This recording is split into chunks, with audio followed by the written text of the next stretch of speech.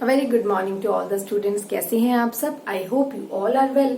So students, as you know that in the last class we have discuss about the topic that is related to the Dalton's atomic theory. And Dalton's atomic theory की काफी limitations थी जिसको overcome किया, उन short Cummings को दूर किया किसने? मॉडर्न एटॉमिक थ्योरी ने। और वो मॉडर्न एटॉमिक थ्योरी हमें दी जे थॉमसन ने, नील्स बोर ने। काफी कॉम्बिनेशन था वो, काफी साइंटिस्ट ने मिलकर वो मॉडर्न एटॉमिक थ्योरी अप्रोच की। तो मॉडर्न एटॉमिक थ्योरी के बाद आज हम टॉपिक रीड आउट करेंगे अबाउट द अवोगैड्रो हाइपोथेसिस। तो क्या है बेटा ये अवोगैड्रो हाइपोथेसिस? इस कंसेप्ट को बताने से पहले मैं बता रही हूँ बेrzelius हाइपोथेसिस का कंसेप्ट। तो आपको मैं बताना चाहूंगी to correlate the combination of the two laws, Gay-Lussac law and Dalton atomic theory। दो कंसेप्ट्स हैं, डाल्टन एटॉमिक थ्योरी का और गे-लुसाक लॉ का, जो मैं आपको पहले पढ़ा चुकी हूँ। उन दोनों को आपस में कोरिलेट करने के लिए ये थ्योरी बनी। This theory is called Berzelius hypothesis. Berzelius hypothesis in 1811 में ये थ्योरी दी गई बाय द बेrzelius। उन्होंने क्या बताया? At the similar condition of temperature and pressure the volume of a gases particle is directly proportional to the number of atoms, directly proportional to the atoms of the particles. ठीक है, जो volume होगा gases particle का वो atoms पे depend करेगा। ठीक है, तो उन्होंने क्या कंसेप्ट दिया? H2। अगर मान लो दो गैसेस है H2 और Cl2 और वो मिलकर HCl बना रही हैं, तो H2 गैस का जो वॉल्यूम होगा, Cl2 गैस का जो वॉल्यूम होगा, तो वो किसके इक्वल होगा? HCl के इक्वल होगा। तो वन वॉल्यूम कितने मॉलिक्यूल बन रहे हैं? HCl के 2 वॉल्यूम। तो बेrzelius ने इस कंसेप्ट को एटम्स की फॉर्म में एक्सप्लेन करना चाहा। उन्होंने कहा जो वॉल्यूम होता है गैसेस पार्टिकल्स का, वो नंबर ऑफ एटम्स पे डिपेंड करता है। तो उन्होंने 1 वॉल्यूम की जगह लिया एन एटम और 2 वॉल्यूम की जगह लिया 2 एन एटम। तो it is also called an atom means 1 atom of the hydrogen, 1 atom of hydrogen and 2 compounds atom of hydrogen. ठीक है, compounds atom H and Cl। And in the form of a fraction उन्होंने इसी concept को लिया, half atom and 1 atom. ठीक है, तो but ये जो फ्रैक्शन वाला कंसेप्ट था ये डाल्टन एटॉमिक थ्योरी के अगेंस्ट था। और इस डाल्टन थ्योरी के अगेंस्ट जो ये कंसेप्ट है फ्रैक्शन से रिलेटेड, कि सभी पार्टिकल जो गैसेस पार्टिकल है वो फ्रैक्शन में प्रेजेंट हो सकते हैं, ये कंसेप्ट डाल्टन थ्योरी के बिल्कुल अगेंस्ट था। तो इस कंसेप्ट को एक्सप्लेन करने के लिए अवोगैड्रो हाइपोथेसिस आया। अवोगैड्रो हाइपोथेसिस यहां से आया डाल्टन्स की जो कन्फ्लिक्ट्स थे थोड़े से, उसको दूर करने के लिए। ठीक है, और गे-लुसाक लॉ और डाल्टन्स एटॉमिक जो थ्योरी है उनके बीच में आपस में कोरिलेट डेवलप करने के लिए, क्योंकि डाल्टन्स एटॉमिक थ्योरी गे-लुसाक लॉ को फॉलो नहीं करती थी। तो उन दोनों में आपस में कोरिलेट शो करने के लिए, उन दोनों कंसेप्ट में, तो ये थ्योरी बनाई गई। This is called Berzelius theory. और बेrzelius के कंसेप्ट के अकॉर्डिंग अभी भी डाल्टन्स का जो कंसेप्ट था वो बेrzelius के फ्रैक्शन वाले कंसेप्ट्स को फॉलो नहीं कर रहा था। तो फिर बना अवोगैड्रोस हाइपोथेसिस, और अवोगैड्रो हाइपोथेसिस प्रूफ होने के बाद उसको कन्वर्ट किया गया अवोगैड्रोस लॉ में। ठीक है, तो अवोगैड्रोस लॉ के अंदर, अवोगैड्रोस हाइपोथेसिस के अंदर स्पेशली पहले मैं बताऊंगी, अवोगैड्रोस हाइपोथेसिस के अंदर 2 कंसेप्ट बनाए गए एटम्स और मॉलिक्यूल्स को लेकर। ठीक है, एटम्स को बोला गया दो स्मॉलेस्ट पार्टिकल विच मे और may not have independent existence, और मॉलिक्यूल्स को बोला गया विच हैव इंडिपेंडेंट एग्जिस्टेंस। ठीक है, और इस कंसेप्ट को लेकर अवोगैड्रो लॉ बना। और अवोगैड्रो लॉ क्या था? At the same condition of temperature and pressure volume of gases particle is directly proportional to the number of molecules, because molecules have independent existence. That's why volume of gas particle is directly proportional to the number of molecules, not number of atoms. This is the concept of Avogadro, or this is called Avogadro law. So V, volume of the gaseous particle at the similar condition of temperature and pressure is directly proportional to the number of molecules. ठीक है, because molecules have independent existence at the similar condition of temperature and pressure according to Avogadro, and this is called Avogadro law. And in the Avogadro hypothesis, Avogadro give the 2 concepts about the atoms and molecules. ठीक है, इतना पता लगा आपको? तो Dalton's की जो limitations थी किसके थ्रू भी थी? एक लिमिटेशन उसकी गे-लुसाक लॉ के कंसेप्ट से भी थी। तो उस लिमिटेशन को करेक्ट प्रूफ करने के लिए अवोगैड्रो का हाइपोथेसिस बना। Now we will discuss about the application of Avogadro hypothesis. Discuss about the application of Avogadro's law. तो फर्स्ट एप्लीकेशन है हमारी detection of atomicity of elementary gases.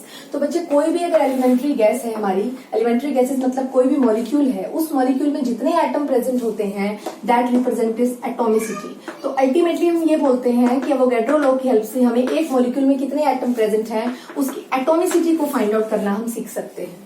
तो number of atom present in a molecule that represent its atomicity. So detection of atomicity with the help of Avogadro's law.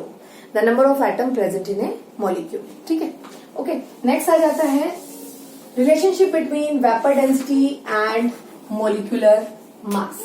अगला है हमारे पास application vapour density और molar mass में relationship. Application is vapour density and molar mass के बीच में relation. तो हमें पता होना चाहिए वेपर डेंसिटी किसके इक्वल होती है. वेपर डेंसिटी होती है mass of a certain volume of A gas. किसी भी एक गैस का वॉल्यूम डिवाइड बाय में उसे कंपेयर किया जा रहा है mass of a same volume, उतना ही गैस का वॉल्यूम किसका, हाइड्रोजन गैस का. That ratio is called vapour density. And vapour density at STP condition is equal to mass of a n molecules of gas upon mass of a n molecules of hydrogen. और we can say that mass of a 1 molecule of gas upon mass of a molecule की जगह hydrogen के case में हम लिख सकते हैं 2 atoms of hydrogen. ठीक है, because hydrogen contain 2 atom, we know that. ठीक है, तो इतना हम लिख सकते हैं. और हमें एक बात पता होनी चाहिए, जो वेपर डेंसिटी होती है that vapour density is equal to mass of a 1 molecule of gas upon mass of a atom of hydrogen. इसका रेशियो अगर हम बात करें, मास of 1 molecule of gas upon mass of atom of hydrogen into 2 को मैंने अलग कर लिया. ये जो रेशियो कहलाता होता है बेटा, ये रेशियो होता है मोलर मास के equal.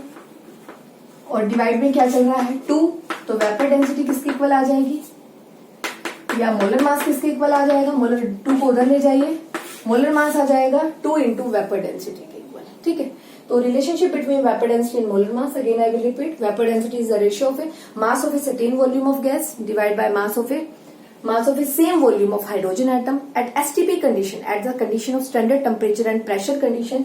mass of a n, हम n ले सकते हैं, n molecules of gas upon n, standard condition की बात हो रही है, तो n molecules of hydrogen gas. again I will repeat, mass of a 1 molecule of certain gas upon mass of a 1 molecule of hydrogen, and 1 molecule of hydrogen contain 2 atom, so we can also write mass of a 1 molecule of gas upon mass of a 2 atom of hydrogen. And the mass of a 1 molecule of gas upon mass of an atom of hydrogen, 2 atom नहीं, mass of an atom of hydrogen, this ratio is called molar mass.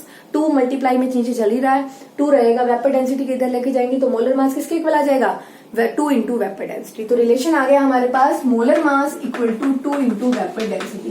This is the second application of Avogadro's law. Now we will discuss about the third application of Avogadro law. Avogadro law की third application क्या है, relationship between third application molar mass and volume of gas. और अभी मैंने आपको एक बात बताई है, जस्ट क्या रिलेशन हमने अभी एक्सप्लेन किया है कि हमारी जो वेपर डेंसिटी होती है किसके इक्वल होती है, वो मोलर मास होता है, किसके इक्वल होता है 2 इंटू वेपर डेंसिटी. और वेपर डेंसिटी किसका रेशियो बताया था हमने शुरू से ही, mass of certain volume of gas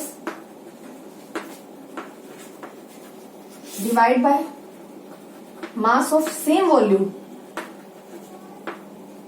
off hydrogen gas, इसी का रेशियो बताया था. ठीक है, ये मोलर मास के इक्वल है. और हम कैसे लिख सकते हैं,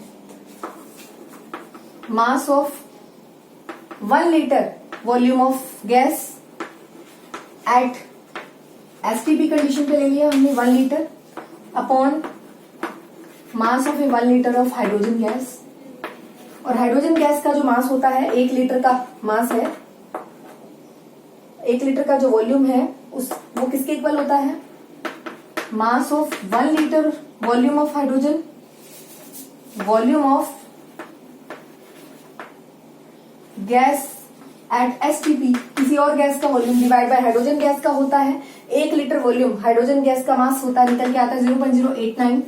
और जब 2 को 0.089 से डिवाइड करते हैं तो मोलर मास निकल के आता है बच्चा कितना, यहां लिख रहे हैं हम, मोलर मास कितना निकल के आता है, 2 को 0.089 से डिवाइड करते हैं तो आता है 22.4 into mass of 1 litre of hydrogen gas of gas, certain gas. This is the relation between the molar mass and mass of a 1 liter volume of gas. Again I will repeat, we know that, मैं दोबारा बता रही हूँ, molar mass किसके equal होता है, अभी बताया था हमने। वेपर डेंसिटी किसके इक्वल निकली थी, वेपर डेंसिटी पिछले रिलेशन में निकली थी मोलर मास अपॉन 2 के इक्वल। 2 को इधर लेके जाइए, मोलर मास क्या आ जाएगा 2 into vapour density. Vapour density क्या होती है, mass of a certain volume of gas upon mass of a same volume of hydrogen gas. और हम लिख सकते हैं एसटीपी कंडीशन पे, एसटीपी स्टैंडर्ड कंडीशन पे वॉल्यूम भी स्टैंडर्ड होता है, तो मास of a 1 volume of gas at STP condition divide by mass of a 1 volume of hydrogen gas, और mass of 1 volume of hydrogen gas कितना होता है 0.089। 2 को जब 0.089 से क्या करेंगे, डिवाइड करेंगे, तो आएगा हमारे पास मोलर मास 2 अपॉन 0.089 इंटू में मास of 1 litre volume of gas, और जब डिवाइड करोगे तो कितना आएगा, ये आएगा 22.4 litre mass of 1 litre volume of gas. ठीक है, तो this is the third application of Avogadro's law. तो there are 3 application of Avogadro's law. First one is detection of atomicity, a molecule contain how many atom, with the help of a this concept हमें पता चला एक molecule atom से ही मिलकर बनता है और उसकी इंडिपेंडेंट एग्जिस्टेंस होती है। और दूसरा हमें पता लगा relationship between vapour density and molar mass, and third one is relationship between the बेटा molar mass and mass of a 1 litre, या फिर बोल सकते हैं relationship between molar mass and volume of gas. ठीक है, एट एसटीपी कंडीशन। ठीक है, ये बात हमें पता लगी। दिस इज द, तो अभी आज हमने पूरे टॉपिक में पढ़ा अबाउट द ब्रेजिलियस हाइपोथेसिस, जो कि एटम्स को लेके था, उसके अगेंस्ट था डाल्टन थ्योरी। तो डाल्टन थ्योरी के कन्फ्लिक्ट को दूर करने के लिए कौन आया, अवोगाड्रो हाइपोथेसिस। अवोगाड्रो हाइपोथेसिस ने एक लॉ दिया जिसे बोला अवोगाड्रो लॉ। फिर अवोगाड्रो लॉ की हमने पढ़ी 3 application. First application atomicity, second application हमने पढ़ी relationship between vapour density and molar mass, and third जो हमने पढ़ी वो थी हमारी relationship between molar mass and volume of gas at STP condition. Okay, so आज के लिए इतना ही। In the next lecture we will discuss about the atoms and molecules, atomic masses and molecular masses. Okay.